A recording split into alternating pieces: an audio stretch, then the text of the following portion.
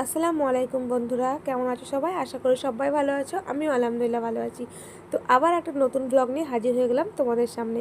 তো তোমাদের সকলকে জানাই আমার পরিবারের তো আজকে হচ্ছে শনিবার। তো সকাল সকাল উঠেছিলাম, অনেক সকাল উঠে অনেক কাজ হয়ে গেছে। অনেক কাজ হয়ে গেছে বলতে আজকে মলবির পালি আছে, তো সেটা আমার মামুনি কালকে আমাকে বলতেই ভুলে গেছিলো। কারণ দুদিন আগে আমাদের বলে যায় বাড়িতে পালি থাকার। তো সেটা আমাকে বলতে ভুলে গেছিলো মামুনি, সেটা আমাকে জানালো কালকে রাত্রে। তো খাওয়া দাওয়ার পর ব্লগ যখন শেষ করলাম কালকে, তারপরে আমার মামুনি আমাকে বলছে যে কালকে আমাদের মলবির পালি আছে বলে গেছে। তো এই তো ভারী সমস্যা। তো মামুনিকে বললাম তুমি আগে কেন বললা না? তো মামুনি বলছে আমার একটুও মনে ছিল না, ভুলে গেছিলাম। তো যার জন্যই দেখো এত সকাল সকাল উঠেছি।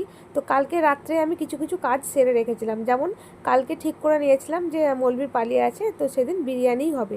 তো বিরিয়ানি করব, মানে এই গরমে বসে অনেকগুলো সবজি টবজি এতগুলো রান্না করতে পারবো না। বিরিয়ানিটা কিন্তু শর্টকাটে হয়ে যাবে, আর খেতেও কিন্তু সবাই ভালোবাসে। তো রাত্রে আমি কি করেছিলাম, বেরেস্তা পেঁয়াজ কেটে বেরেস্তা করে রেখেছিলাম। আর তোমার আলু সেদ্ধ করে রেখে দিয়েছি, বিরিয়ানির আলু। আর 3 নাম্বার হচ্ছে মটর ভিজিয়েছিলাম, ভিজিয়ে মটরটাকে কিন্তু আমি সেদ্ধ করে রেখেছি। মটরটা হচ্ছে সকালের খাবারের জন্য, যেটা ঘুগনিতে দেবো। তো সেটাকেও রেখে দিয়েছিলাম রেডি করে। তো সকাল সকাল দেখো উঠে গেছিলাম, মামুনি উঠে গেছিলো সবাই। তো মামুনি নামাজ পড়ে একটু শুয়েছিল, তারপরে আমি উঠেছিলাম। ঘুগনিটাকে ঠিকঠাক করে দিয়ে দেখো তোমার দাদাভাই মাংস টাংস সব নিয়ে চলে এসেছে, আর আমরা এখন বসে বসে চা খাচ্ছি দুজনে। বন্ধুরা, খাওয়া দাওয়া তো হয়ে গেল দেখতেই পেলে। এবার এখন রান্না বান্না জোগাড় যন্ত্রণা করতে হবে। তো জোগাড় যন্ত্রণা সবই হয়ে গেছে। এখন রান্নাও বসিয়ে দেবো তাড়াতাড়ি, কেন দেরি করবো না, বেশি লেট করে আমার লাভ নেই, হয়ে গেলে মিটে যাবে ঝামেলা। তো এখন 9:30 বাজতে, সকালকার খাবার নিয়ে গেছে। আর সকালে খাবারটা রান্না বান্না তোমাদের সঙ্গে রেসিপি শেয়ার করা হয়নি। রেসিপি বলতে এমন কিছু সকালে করিনি। তো 10টার টিফিনের জন্য বাইরে থেকে কিনে নিয়ে আসা হয়েছে। মামনি বললো গরমের মধ্যে ঘরে করতে হবে না, পুরি টুরি এত মানে প্রচণ্ড গরম, যেহেতু অতক্ষণ রান্নাঘরে থাকবি কষ্ট করে, তার জন্য দেখো পুরি তরকারি মিষ্টি সব কিনে আনা হয়েছে। আর দুপুরে শুধু রান্নাটা করব। তো কি রান্না করবো অবশ্যই তোমাদের সঙ্গে শেয়ার করবো, তো তোমরা সঙ্গে থাকো, ব্লগটা আমার দেখতে। তো দেখো দুপুরের জন্য চলে এসছে হচ্ছে চাল, তো মিনিকেট চাল। আর এখানে হচ্ছে আছে মাংস, তোমার দাদাভাই এক্ষুনি নিয়ে এলো। এই দেখো, এই যে সরি, এই দেখো মাংস। মাংসটা খুব ভালোই আছে, সুন্দর একদম মনে হচ্ছে। আর এই দেখো পুরি, সব প্যাকেটে ভরা আছে, এটা বার করবো। তো কাজগুলো সামলে নিই, তারপর তোমাদের সামনে আসছি। তো বন্ধুরা দেখো মৌলভী সাহেবের খাবার নিয়ে চলে এসছে। তো আমি এখন ওই ব্যাগের মধ্যে টিফিন ভরা থাকে, তো ব্যাগটা আমার হাতে দিয়ে দিল। আর দেখো টিফিনটাকে আমি নিয়ে নিলাম। তো এখন তো কেনা খাবার দেবো, তোমরা বুঝতেই পারছো। তো চলো খাবারটাকেও ভরে দেবো। আর তার আগেই দেখো আলুটা ভাজতে দিয়েছি বিরিয়ানির। তো এখানে আলু ভাজা হচ্ছে, আর এখানে প্রেসারে মাংসটাকেও ভরে দিয়েছি আমি। তো রেডি করে নিয়েছি এই কাজগুলো। এখন শুধু হচ্ছে আমাকে খাবারটাকে দিয়ে দিতে হবে। তো এখন 10টার খাবার, তো এখন কিন্তু পুরোপুরি 10টা 5 বাজছে। তো একদম ঠিক ঠিক টাইমে টাইমে চলে এসছে। তো চলো এখন খাবারটাকে ভরে দিই। আর খাবার বলতে দেখো এখানে 8 পিস পুরি দেবো। তো কেনা পুরি, তোমরা হয়তো বলতে পারো যে কেনা কেন, ঘরে করতে পারতে। তো হ্যাঁ, ঘরেই করে দিতাম, কিন্তু এই গরমের জন্য ঘরে করলাম না, যেহেতু মামনি বলে এই গরমে আর করিস না, বাচ্চা নিয়ে ছোট, আর আমাকেও ভালো লাগছে না। আর তো তোর ওপরেও চাপ পড়ে যাবে প্রচুর, তো থাক, আমি কিনে এনে দিয়ে দিলে সব থেকে ভালো হয়। তার জন্য দেখো কেনাটাই দিচ্ছি। তো কেনাটাও খেতে খুব একটা খারাপ হয় না, ভালোই হয়।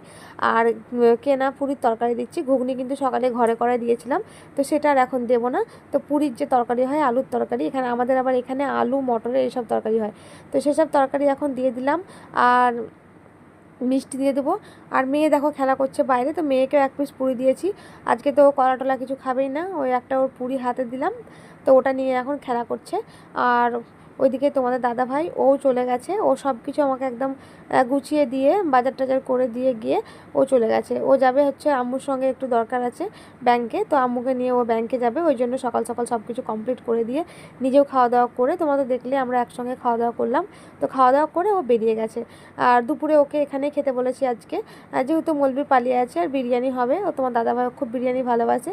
তো বললাম তাহলে দুপুরে তুমি এখানে খেয়ে নিও। তো এখানে আজকে খাওয়া দাওয়া করবে দুপুরে। তো নামাজ টামাজ পড়ে তখন একবারে চলে আসবে। আর এখন আমি জানো তো মামুনির সঙ্গে কথা বলছিলাম। তো মামুনিকে বললাম যে তুমি একবার দেখো আমি ঠিকঠাক দিচ্ছি কি। তো মামুনি বলছে আমি আর কি দেখবো, তুই ঠিকঠাকই তো দিবি, আমার দেখার কিচ্ছু নেই, তো তুই দিয়ে সব কিছু ঠিকঠাক খুলে। তো খাবার দাবার খুলতে মামুনি চায় না, মামুনি সবসময় বলে তুই খুলে দে, আমি ঠিকঠাক খুলতে পারি না, আমার কাছে ঠিকঠাক দেওয়া হয় না। ওই জন্য মানে খাবার খোলা, কাউকে দেওয়া থোয়া করতে হলে মামুনি বলবে তুই কর, আমার কাছে ঠিকঠাক দেওয়া থোয়া খুলতে হয় না, আগে তো আমি করেছি, এখন তুই কর। তো তো ওই জন্য দেখো খোলা কষাটা আমি করি, রান্নাবান্না মামুনি বেশিরভাগ করে, আমি খুব কমই করি। আর এমনিতে কেউ এলে হয়তো বা কিছু হয়তো লোকজন এলো বাড়িতে, তখন মামুনিকে বলি তাদের সঙ্গে তুমি গল্প করো, আর রান্নাবান্নাটা আমি তখন করে নিই। আর এদিকে দেখো ভাতের পানিও বসিয়ে দিলাম, তো মাংসটা এদিকে দিয়ে দিলাম প্রেসারে। আর চাল দেখো ভিজিয়ে রেখে দিয়েছি, পানি ঝরিয়ে দিয়েছি।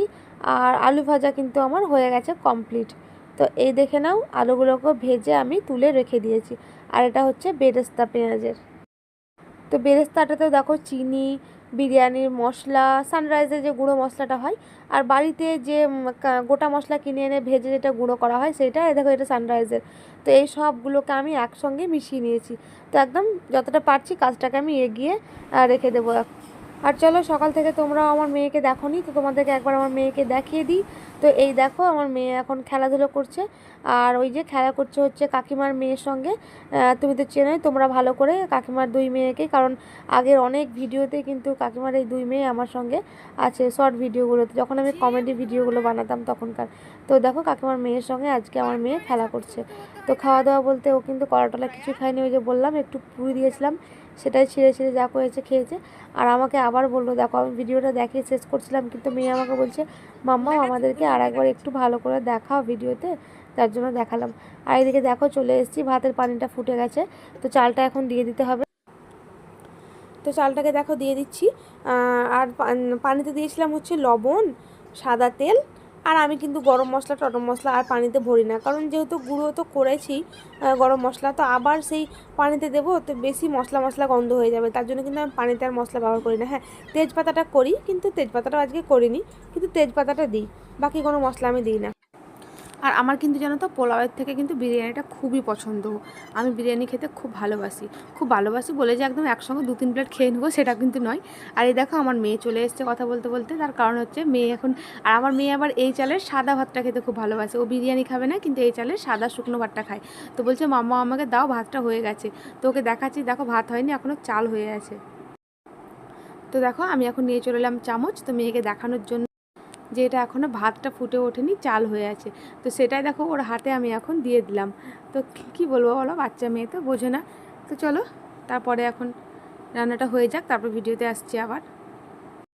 তো ভাতটা দেখো ফুটে উঠেছে, আর ভাতটা কিন্তু হয়েও এসছে। তো এবার ভাতটাকে আমি বন্ধ করে দিব, দিয়ে ভাতের ফেনাটাকে ঝরিয়ে নিব।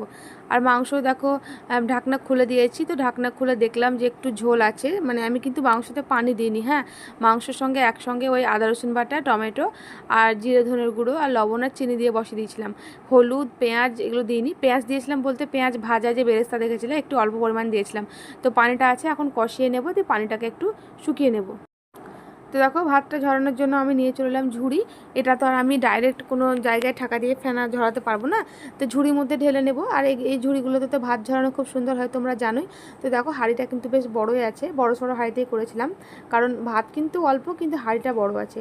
তো বড়ো হাঁড়িতে করেছিলাম কারণ এই হাঁড়িতে একদম সাজিয়ে দমে দিয়ে দেবো, ওই জন্য একটা বড়ো হাঁড়ি পেরেছিলাম, কারণ বড় জায়গায় করলে কিন্তু কাজগুলো অনেকটাই সুবিধা হয়, আর ছোটোর থেকে বড় জিনিসে কাজ করাটাই ভালো। তো চলো ঝুড়িটাকে এখন ধরে নিয়েছি, আর এখন ভাতটাকে আমি ঝরিয়ে নেব। আমাকে কিন্তু বিরিয়ানি যেমন রান্না করতে ভালো লাগে সেই রকম খেতেও ভালো লাগে। শুধু যে আমি খেতে ভালোবাসি বিরিয়ানি সেটা নয়, আমাকে বিরিয়ানি রান্না করতেও খুব ভালো লাগে। মানে কি জানি কেন আমাকে বিরিয়ানিটা করতে সত্যি খুব ভালো লাগে। বিরিয়ানি, ফ্রায়েড রাইস, তারপরে তোমার হচ্ছে খালি আমি পারি না আমার মায়ের মতন খিচুড়ি রান্না করতে। আমার মামনি যে খিচুড়িটা রান্না করে আমার তো খুবই ভালো লাগে, মনে হয় আমি এরকম খিচুড়ি আর কোথাও খাইনি, কারো হাতেও খাইনি। মানে এত সুন্দর খিচুড়ি আমার মনে হয় কেউ করতে পারে না। কিন্তু আমার হয়তো বলাটা ভুল, তোমাদের অনেকেই মায়েরা আছে যারা করতে পারে, কিন্তু সবার নিজের নিজের মায়ের হাতের রান্না সবাইকেই ভালো লাগে বলো। সবাইকেই মনে হয় যে আমার মায়ের হাতের রান্না সব থেকে ভালো, সব থেকে সেরা। তো সেরকম আমাকেও মনে হয়। তো তোমরা এতে কিছু মনে করো না। তো আমার মায়ের হাতে খিচুড়িটা এত টেস্টি হয়, আমার কোনো কিছুই লাগে না, শুধু মুখে আমি খিচুড়িটা খেয়ে নিই।